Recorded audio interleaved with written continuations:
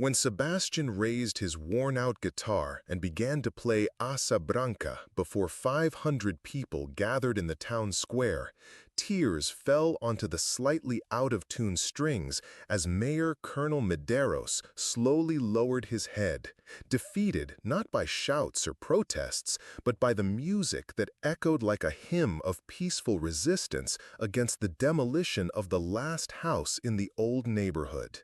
3 months before that pivotal moment, Sebastian Cordero was just another forgotten guitarist on the dusty streets of Oakhaven, a small inland town where progress arrived like a whirlwind, tearing down memories to build shopping malls. At 62, his hands calloused from years of playing and his face etched with the wrinkles of experience, he carried his battered guitar as if it were his own soul. He lived in a simple 2-room house on Flower Street, the last remaining residence of a neighborhood that once housed dozens of working-class families.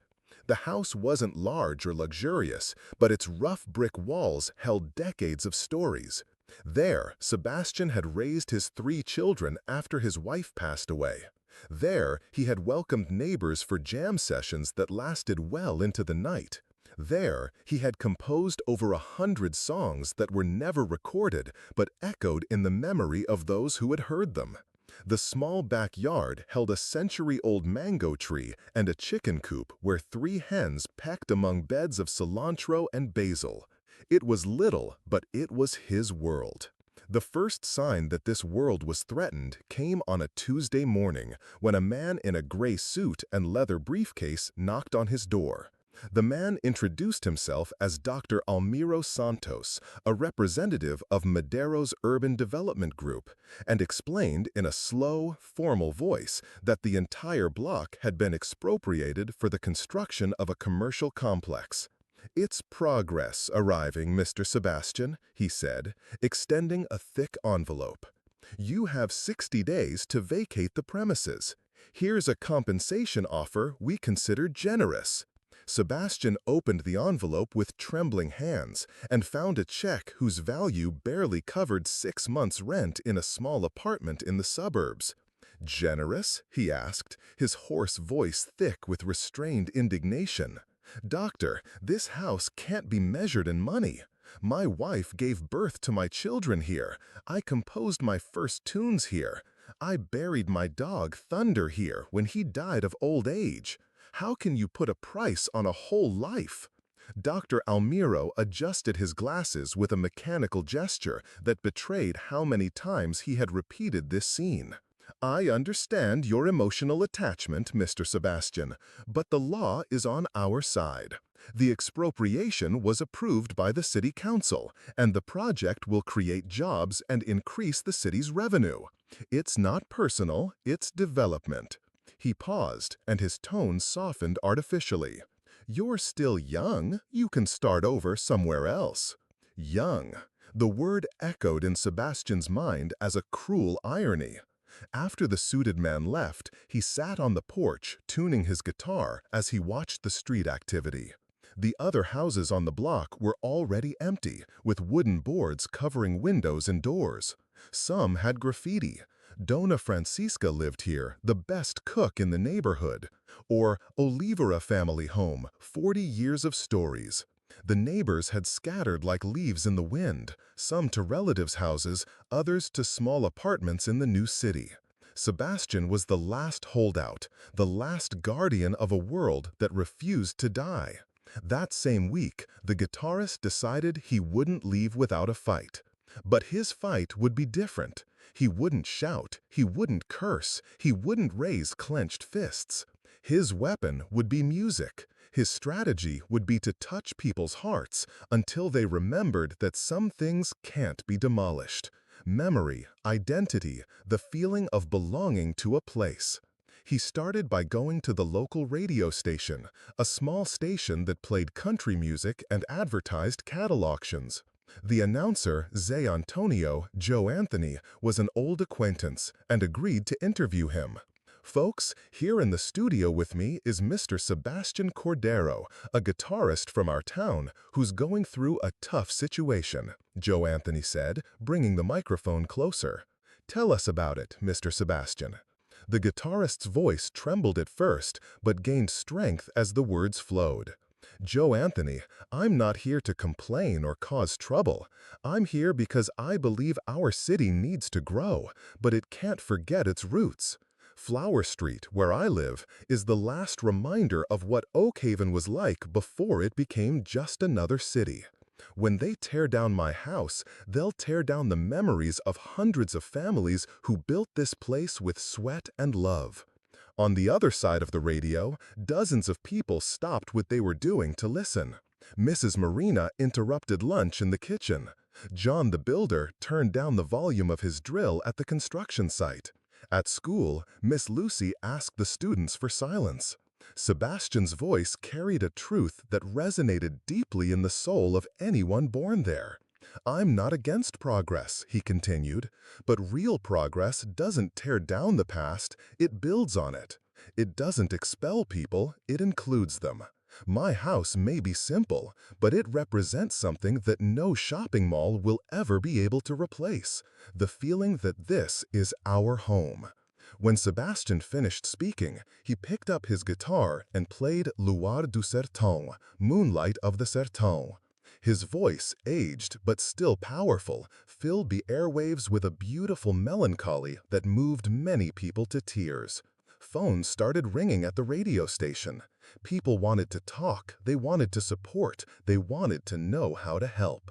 The first person to seek him out was Mrs. Carmen, a former resident of Flower Street, who now lived in a small apartment downtown. She appeared at Sebastian's house in the late afternoon, carrying a pot of still warm canjica. "Sebastian, I heard you on the radio, and it broke my heart," she said, her eyes welling up. "I raised my 4 children in the house next to yours.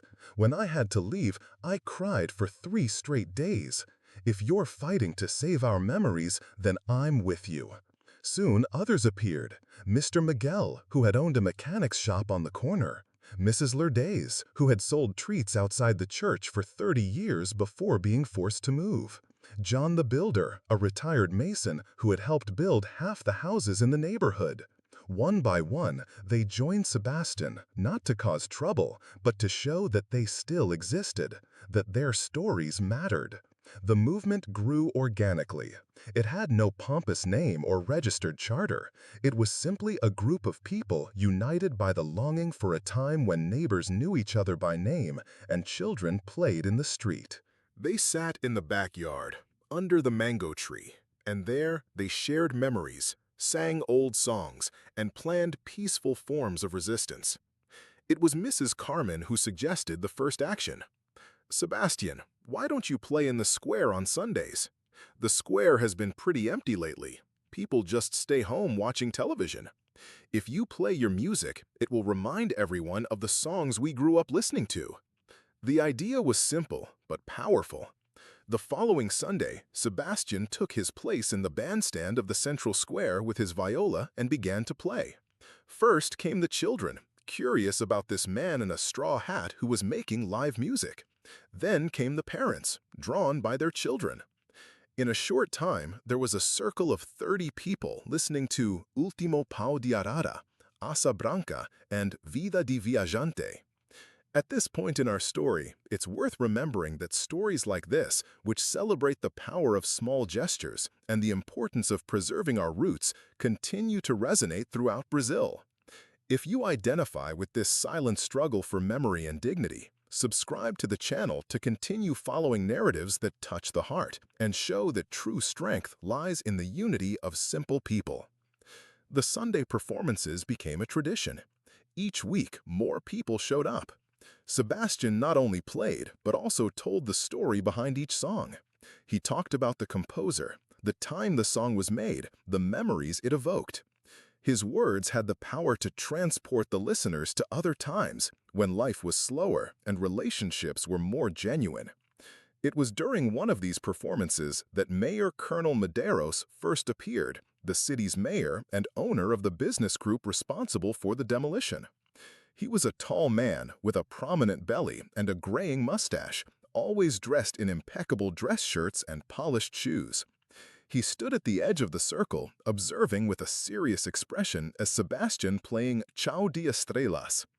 When the music ended and people began to disperse, the mayor approached the violist.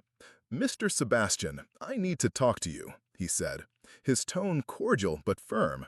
"Not here, in front of everyone. How about we meet in my office tomorrow morning?" Sebastian accepted the invitation, more out of curiosity than hope. The next morning, he presented himself at the city hall wearing his best plaid shirt and carrying his viola slung over his shoulder. The secretary, a young woman with a formal smile, led him to a large, air-conditioned office, where the mayor was waiting, seated behind a polished mahogany desk. "Have a seat, Mr. Sebastian," Medeiros said, gesturing toward a leather armchair. "May I offer you coffee? Iced water?" "Coffee would be fine," Sebastian replied, suspicious of the excessive courtesy. The mayor served the coffee in fine china cups and sat opposite the violist. His small eyes gleamed with the cunning of a man who had spent his life making deals. "Mr. Sebastian, I'll be straight with you. I admire your passion for music, your connection to the old neighborhood. That shows character, shows love for your hometown. But you need to understand that I also love this city, and that's why I need to think about its future." He paused, took a sip of coffee, and continued. "The commercial complex we're going to build will create 300 direct jobs, will attract investment, will put Oakhaven on the map of regional development. It's not a personal issue against you or against the neighborhood's memories. It's a matter of economic survival." Sebastian listened in silence, slowly swirling the cup in his hands. When the mayor finished, he raised his eyes and spoke in a measured voice. "Mayor Colonel Medeiros, I understand your reasons, but do you understand mine? Development that expels people is not development. Progress that erases history is not progress, it's oblivion." The mayor sighed and leaned forward. "Mr. Sebastian, I didn't come here to fight with you. I came to make a proposition. You are respected in the city. You have influence over people. What if I increase your compensation by 50% and also arranged a space for you to play your music in the new commercial complex, a nicely set up stage with professional sound where you could perform every weekend?" The offer was tempting, Sebastian acknowledged. More money, a decent stage, the chance to keep playing for people. But something felt wrong, something that smelled of betrayal. "Mayor Colonel," he said, rising slowly, "you're offering me a stage in a gilded cage. I don't want to play for consumers who pause to listen between purchases. I want to play for people who stop to listen because the music touches their hearts." The mayor also rose, his face hardening. "Mr. Sebastian, I tried to be kind, but I'll be blunt. The demolition will happen with or without your agreement. The law is on my side, the investors are waiting, the contracts are signed. You can leave peacefully or you can leave forcibly, but you will leave. Don't turn this into a losing battle." Sebastian picked up his viola and headed for the door. Before leaving, he turned to the mayor. "Mayor Colonel Medeiros, a losing battle is when you give up fighting for what you believe in. I may lose my house, but I won't lose my dignity. And I won't give up trying to touch your heart, because I know that somewhere inside there's still a boy who once heard a viola play and was moved." Sebastian's words echoed in the room after he left, leaving the mayor alone with his thoughts and his polished mahogany desk. In the following days, tension in Oakhaven grew. The regional press discovered the story and began covering what it called the violist's resistance. Journalists showed up to interview Sebastian. Photographers documented his simple little house. Television reporters filmed his Sunday performances. The story gained an unexpected dimension. With the media attention, outside supporters also arrived. Musicians from neighboring towns began showing up in the square to play alongside Sebastian. University professors came to talk about historical heritage and collective memory. Lawyers offered to challenge the legality of the expropriation in court. But Sebastian knew his fight wouldn't be won in the courts or on the pages of newspapers. It would be won in the hearts of the people, one by one, song by song, conversation by conversation. So he continued playing in the square, visiting schools to tell stories to the children, talking to shopkeepers, greeting acquaintances on the street. One of these conversations happened with Zezinho from the pharmacy, a respected man in town who had always been neutral on political issues. "Mr. Sebastian," Zezinho said, "I'm in a difficult situation. On the one hand, the mayor is my childhood friend. On the other, you represent something I can't ignore." This town is losing its soul. It's becoming just another place. Zezinho, Sebastian replied. I'm not asking anyone to fight with anyone. I'm just asking people to remember who they are, where they came from, what really matters in life. Progress is good when it includes everyone, when it respects the past and builds the future.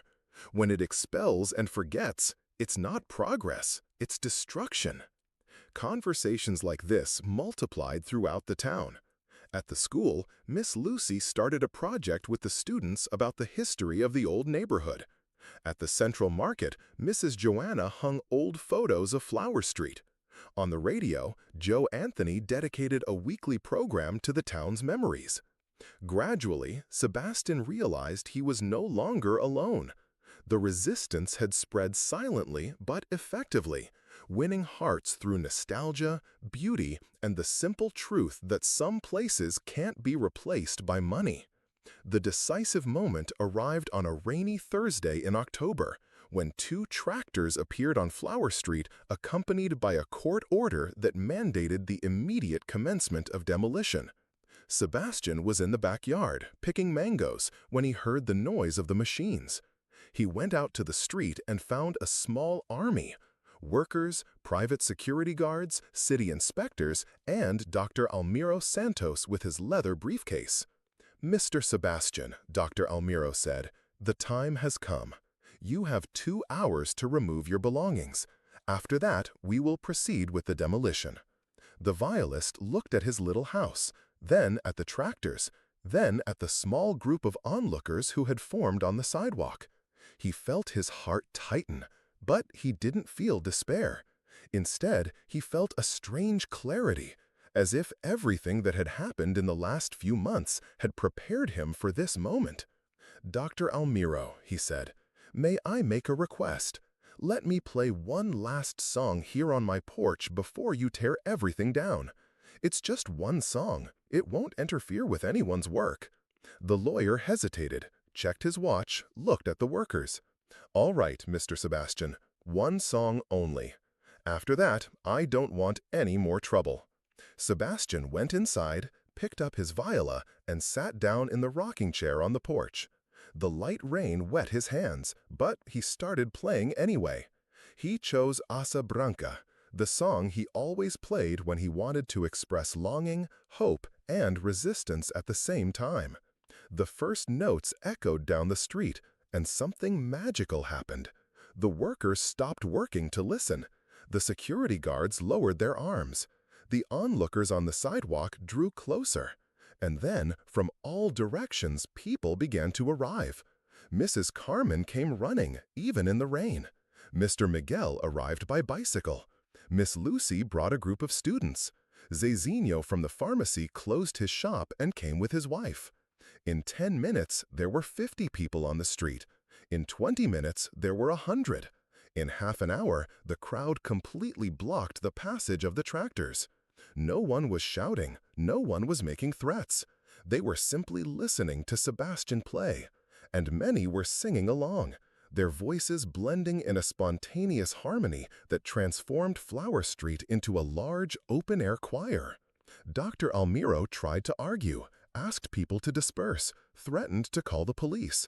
But how do you arrest people who are just listening to music?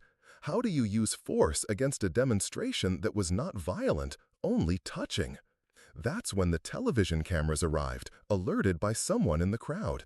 Reporters began filming the surreal scene. Hundreds of people singing in the rain as bulldozers waited to demolish the last house in a historic neighborhood. The image was too powerful to ignore. And that's when Mayor Colonel Medeiros arrived, He stepped out of his official car, his face grim, pushed his way through the crowd, and stopped in front of the porch where Sebastian continued to play. The two men looked into each other's eyes, one representing power, the other representing resistance. The music continued, the voices continued singing, but a palpable tension filled the scene. The mayor climbed the 3 steps of the porch and stood there, drenched in the rain, listening to that slightly out-of-tune viola playing a tune he'd known since childhood. Tears began to stream down Mayor Colonel Madero's face, mixing with the rain. He remembered when Oak Haven was smaller, when he knew everyone by name, when progress didn't mean forgetting the past, but building upon it. He remembered values he had lost along the way, dreams he had traded for ambitions, relationships he had sacrificed in the name of success. When Sebastian finished Asabranca, the silence that followed was almost sacred. 500 people held their breath, waiting to see what would happen. The mayor wiped his eyes with the back of his hand and spoke, his voice choked with emotion. "Mr. Sebastian, you have won. Not with shouting, not with violence, not with hatred. You won with music, with truth, with love for our land. Today, I will cancel the demolition and revise the entire commercial complex project. We'll find another location. We'll create a plan that includes preserving this neighborhood as a historic landmark." The crowd erupted in cheers, applause, and hugs. But Sebastian remained seated, still holding his viola, still processing what had just happened. When he finally stood up, he went to the mayor and extended his hand. "Mayor Colonel Maderos," he said, "you haven't lost anything today. You've gained the chance to be remembered as the mayor who knew how to listen to the heart of his people." The two men embraced in the rain, sealing a reconciliation that many had deemed impossible. There, on that wet porch, before 500 witnesses, power and resistance discovered they could work together when the common goal was the good of the community. In the months that followed, Flower Street was designated a municipal historic landmark. The commercial complex was built on another site, including a neighborhood memorial and a cultural center where Sebastian began to perform regularly. The violist's house became a tourist attraction, and his Sunday performances in the square became events that drew visitors from all over the region. But the most important thing wasn't what changed in the city. It was what changed in the hearts of the people. They remembered that they have a voice, that they can fight for their dreams without being violent, that music and beauty are more powerful weapons than anger and fear. They remembered that true progress doesn't leave anyone behind. It includes everyone on the journey to the future. Sebastian continued to live in his simple little house, playing his viola under the mango tree, welcoming neighbors for conversations that lasted late into the night. But now he knew he was no longer alone in defending the things that truly matter. He had planted a seed of peaceful resistance that would germinate whenever someone tried to run roughshod over the dreams of the humble. And every time he picked up his viola to play Asabranca, he remembered that rainy afternoon when music conquered power, when heart conquered money, when unity conquered loneliness. He remembered that great miracles don't happen with noise and spectacle, but with simple gestures filled with love and truth. In the memory of those who witnessed that moment, there remained the certainty that the most powerful force in the world is not in machines or money, but in the capacity people have to unite around something bigger than themselves. And that sometimes all it takes is an out-of-tune viola playing in the rain to remind us all that some treasures cannot be demolished because they are built not of brick and cement, but of memory, longing, and hope.